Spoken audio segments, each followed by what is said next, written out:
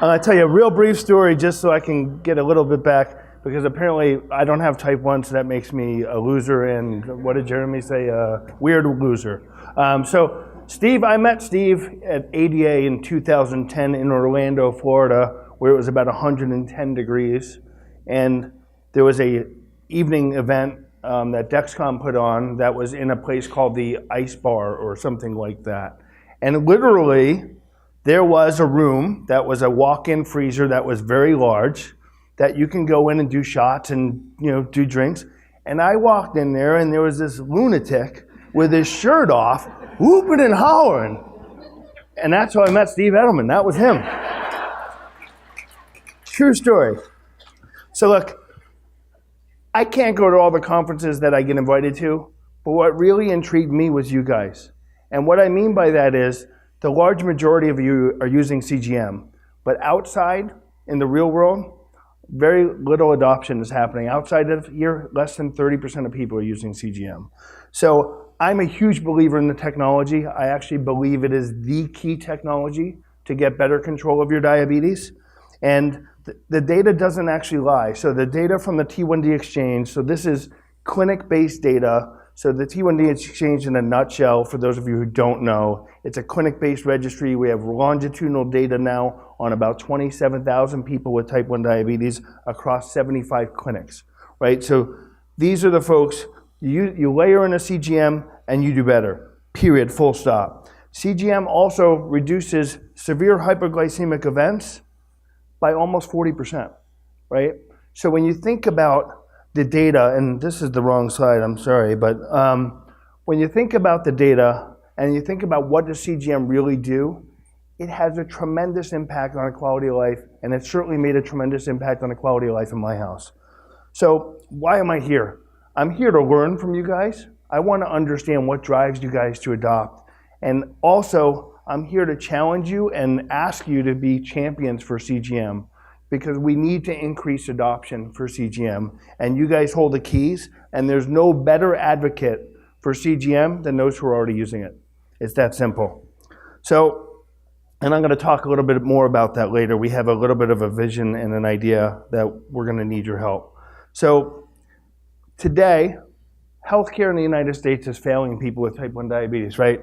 We have less than 30% of people are hitting their ADA recommended targets, and I promise you this is not going to be a data-heavy presentation, so please don't go to sleep yet. But this less than 30%, and keep it, as I just want to remind you, this is clinic-based data. This is the best care we have to offer in this country, and we're doing really poorly. So I'm excited to share a couple ideas that we have, and I'd like to back up just a minute to explain a little bit about the background on me and why the Helmsley Trust is focused on type 1. The way I look at this is type 1 chose me, and I choose to kick its ass. So I'm hoping now that, thank you. So, as Steve mentioned, my oldest daughter, Morgan, was diagnosed when she was 6. She's now 17. I have a 14-year-old daughter, Caroline, who was diagnosed last year. I have a son, Luke, who's 11, who thankfully does not have the disease. And my daughter, my wife is obviously the caregiver while I'm on the road, and I spend quite a bit on the road. So when my first daughter was diagnosed, my wife is a registered dietitian and a nutritionist. We caught it really early, right? We got sent to a New York City clinic, and we spent the day there. We spent a Friday there, and they said, test these 4 times a day. We learned how to prick fingers, draw up insulin. They sent us home and said, here are the 4 times a day you should test. And they gave us specific times a day. We went home being completely naive and knowing nothing. And I did a lot of research over that weekend. And I went back to talk to that doctor the following week. And I said, why didn't you tell me that if we tested 6 or 8 or 10 times, we'd have more information and this disease would be a little bit easier to handle? And he said, we don't like to overwhelm families of the newly diagnosed. And I said, well, that's not your job, right? Your job is to educate me and help us make an informed decision, not preclude us from the decision-making process. This happened at a very well-known New York City clinic. So you can imagine what's happening outside of the specialty clinics, right? The care is just not good enough. So here I was. I literally fell into philanthropy, right? 5 months after my daughter gets diagnosed, I become a trustee of the Helmsley Trust, which is now an almost $6 billion trust. My wife will tell you, I don't take a subtle hint. If you want to get my attention, you need to slap me upside the head. Those two events happening in 5 months, even I got it, right? So here I was, I had this amazing opportunity to actually impact my own children's disease, but I knew nothing about medical research. I knew absolutely nothing about how to get a drug, a device, or a therapy to market. And I started traveling and learning. And the good news is, without sounding arrogant, when you're giving money away, you can get almost any meeting you want. And I used that to my advantage so that I can learn. And I spent 18 months on the road traveling and learning. And I spent a lot of time meeting with a lot of academics, the FDA. I spent a ton of time with them, the payers.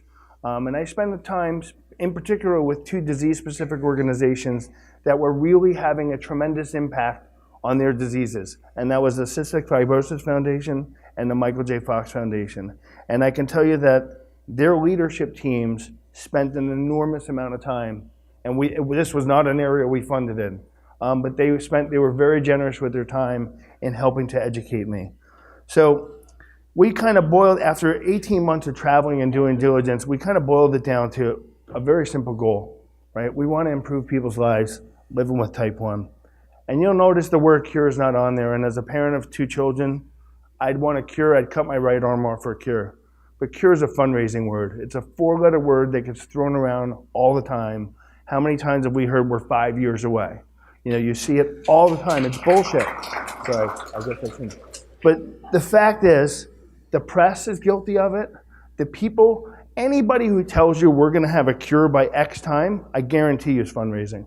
Because it implies like we know what to do. And that's not true, I can assure you.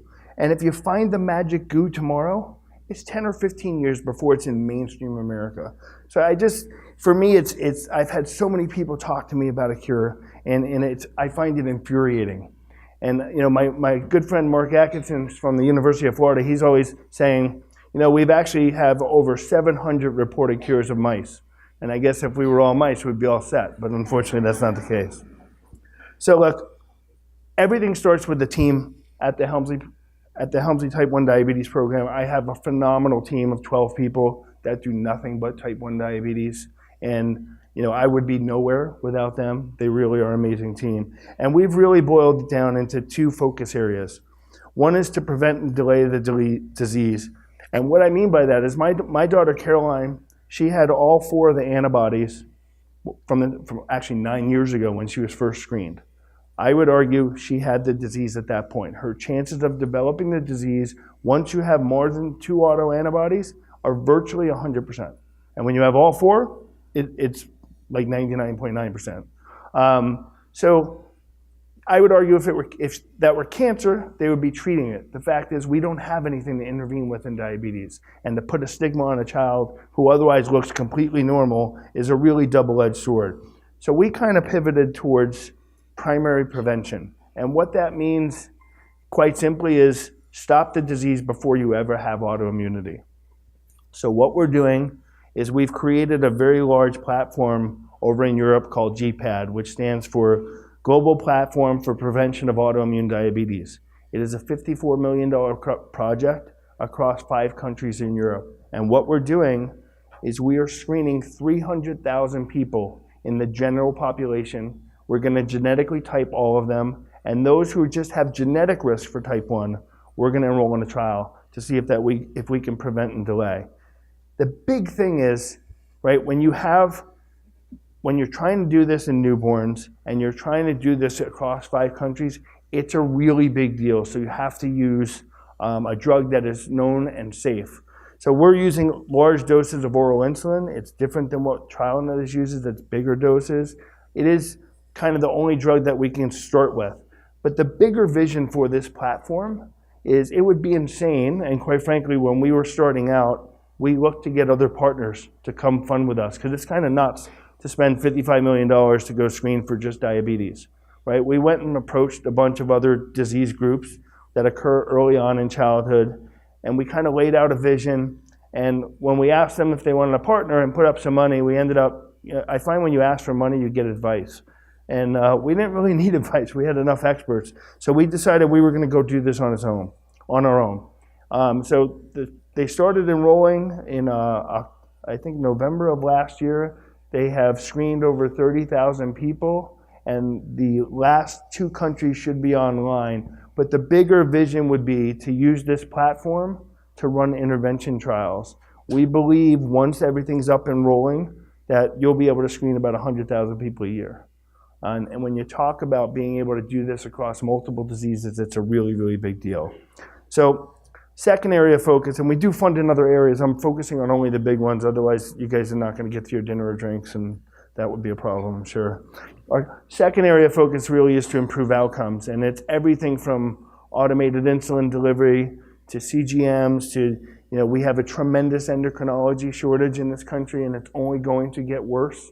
So if we don't figure out a way to get the care out to people that need it, so we've piloted a bunch of different things around group medical appointments, telemedicine. I truly believe that technology is going to have a tremendous impact, and that it will be the key to how you get your diabetes care going forward. So, we have almost 100 years ago, right, they discovered insulin. And I would argue insulin's still the only treatment we have. And it's not even really a treatment, it's a lifeline, right? Because without it, you're gonna die. So yeah, we've got better insulins. Things have gotten a little bit better. We have different delivery methods that are certainly improved. But compared to other technologies, this is advanced like absurdly slow. And I believe we can do better. And we have a couple of different ideas which I'm gonna share with you. When I started out 11 years ago, type 1 diabetes was a completely misunderstood disease, right?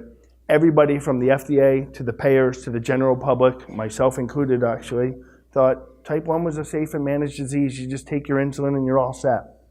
And obviously you guys know this, right?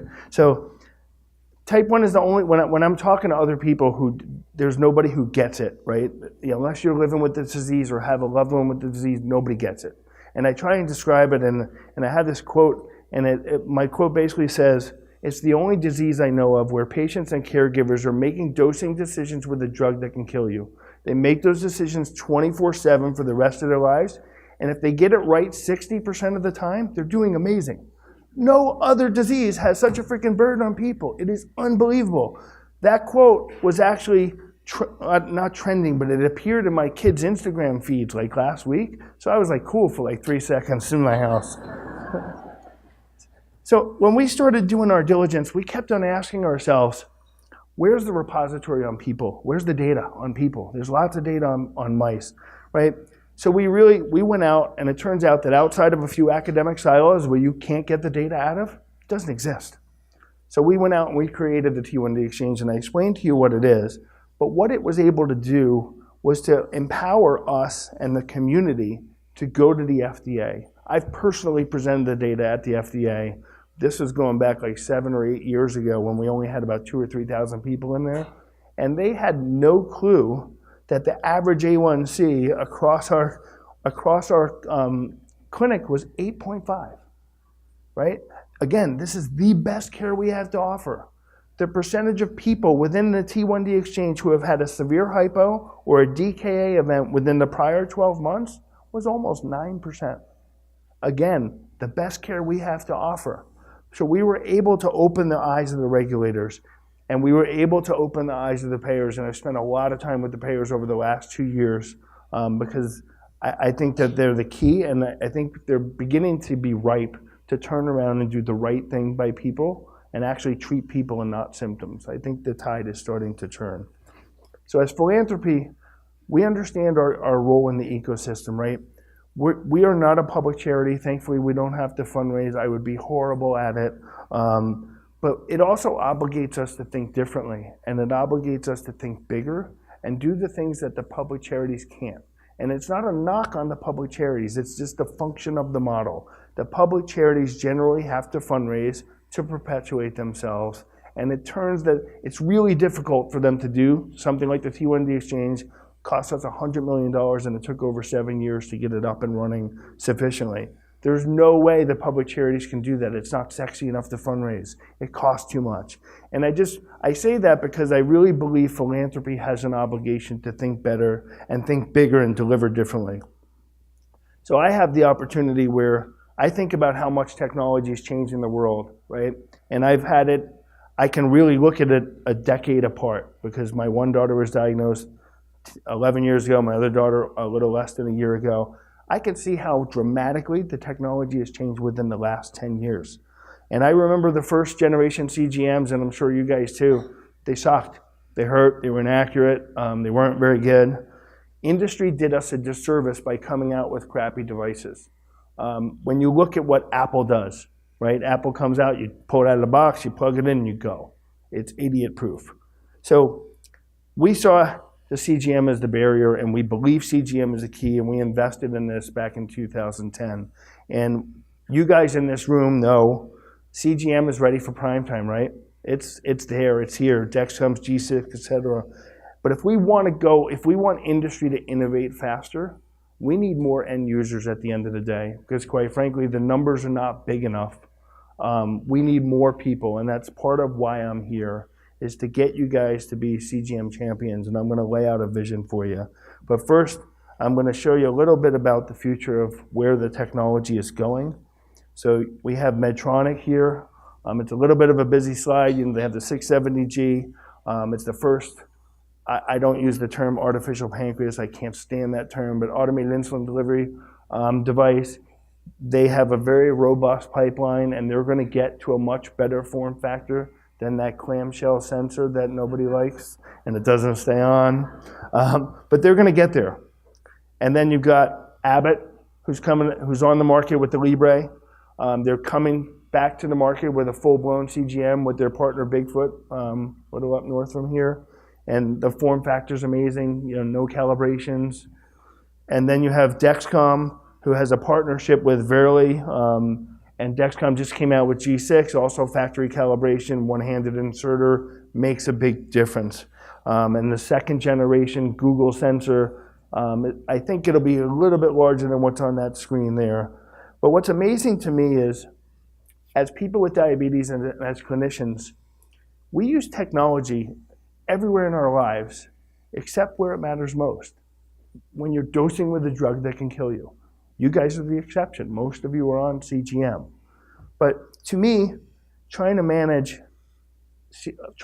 type 1 diabetes without a CGM is like trying to make a phone call with one of these. And for those of you under 40, yes, phones actually used to look like that really long time ago. It's like trying to play tennis with one of these. Like, why and how would you do that? We have so much better technology out there, right? We can do so much better. So my older daughter, is on a DIY closed loop system, a do-it-yourself closed loop system, and the other loopers there, I know I see the shirt right there. It's been amazing, and I'm just going to show you a little bit of data, and I think my lawyer said I have to say we're not endorsing this product, it's not FDA approved, it's a good product, but it's not for everybody. But I just want to show you a little bit of data. These are from my own daughter, Morgan. And this is somebody, by the way, who is, quote unquote, hitting their ADA recommended target. I think this speaks to why A1C is also the wrong target, because this is somebody with an A1C of 7, yet I wouldn't call that very well controlled. She is a teenager, and she's pretty engaged with her care and does all the right things, but as you guys know, it's really, really hard. But when you layer in the closed loop system, and I really focus on the overnight, because that is what we fear the most, right? We go to bed and as a parent, I want to make sure she's going to wake up. I don't sleep anyway, but you layer in the closed loop and you can see what a dramatic difference that it's made. And then it's taken what was our most feared time and it's turned it into our best control time of the day. It's the best 8 hours. And there's plenty of data to show that if you wake up at a good number, you generally have a better day. So that's my vision. I want to lay out my vision. Or our vision, I shouldn't say mine because it's really a whole team that's working on this. So imagine a world where you don't get subpar care based on where you live. I went to Rwanda about 1.5 years ago, and the stuff that goes on out there is tragic. They're lucky if they have access to, first of all, they're lucky if they get diagnosed. the large majority of them are dead before they're diagnosed. Then less than half of them have a steady supply of insulin. And I'm not talking about analogs, I'm talking about either human insulin or mixed insulins. And I was fortunate enough to meet a bunch of families while I was out there. And the boy standing next to me, his name was Justin.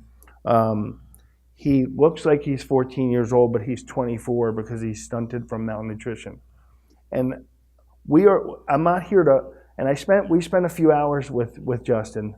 And Justin, I asked him, and he spoke perfectly good English, even had a flip phone. And these folks were considered wealthy because they owned that shack that's in the background. And there was, I think, 12 of them that lived in there, and it was about a 16 by 20 shack. But I asked Justin, I said, what's your biggest struggle? And he told me, well, I work on my parents' farm, and I'm not always sure that I'm going to have lunch available to eat, so I can't take my mixed insulin because I don't know that I'm going to be able to eat. And so food insecurity is a big issue there as well. I tell you this not to be a buzzkill here, but just to awaken you and others to that there is a very different world outside the United States and what we're doing. But the interesting part is even in Rwanda, in this rural area, there was access to a cell signal, and a lot of the people had flip phones. So there is potential to now reach these folks. So imagine a world where access to the same tools didn't depend on whether you see a specialist or not, or didn't depend on where you live. Today in the United States, if you don't see a specialist, your chances of being prescribed a CGM are extremely slim. The primary care physician and the primary care world, they just don't know about it. So what I want to be able to do is to create an organization that can, regardless of where you live or who you see, give you equal access to the different tools. So who's heard of Best Buy's Geek Squad? Yes? So imagine if we can create an organization like the Geek Squad for type 1 diabetes, for CGM specifically. And if you think about what does the Geek Squad do, they'll lay out the different options for you. They'll send it to your house. They'll install it. They'll teach you how to use it, and they'll support you. So we can certainly do this. These devices now, the CGMs now, are absolutely ready to be able to do this. And I have been socializing this with a couple of large payers to figure out how to do it, and we're going to go and do it. But what we really need to do is the Geek Squad in an ideal world would write your prescription, they'd send it to your house, they'd teach you how to use it, and then from there it's decision support, or everybody likes to use all these fancy terms, artificial intelligence, machine learning.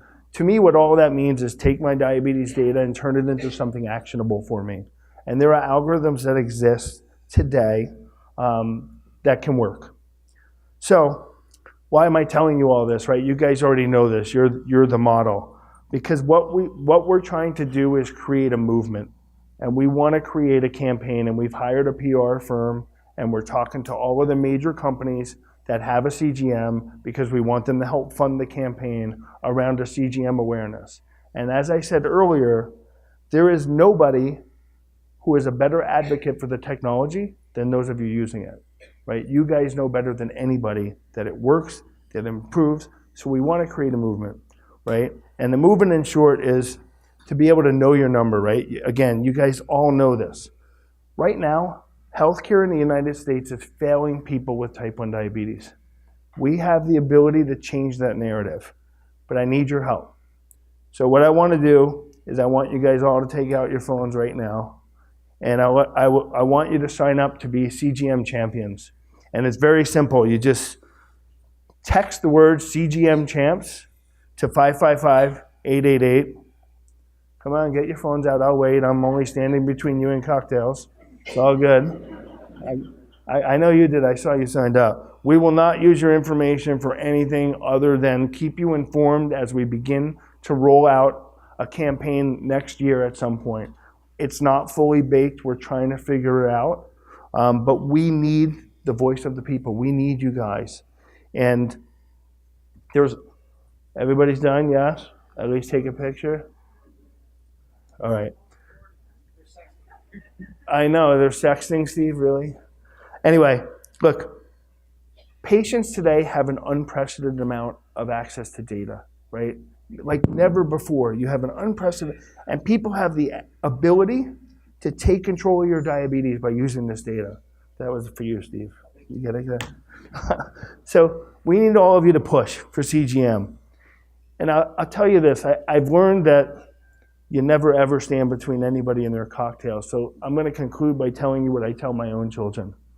And that is, today is the worst day that it will ever be for managing your diabetes from a technology standpoint. It will only get better and easier from here. And I've made it my life's mission to see that that statement holds true. Thank you.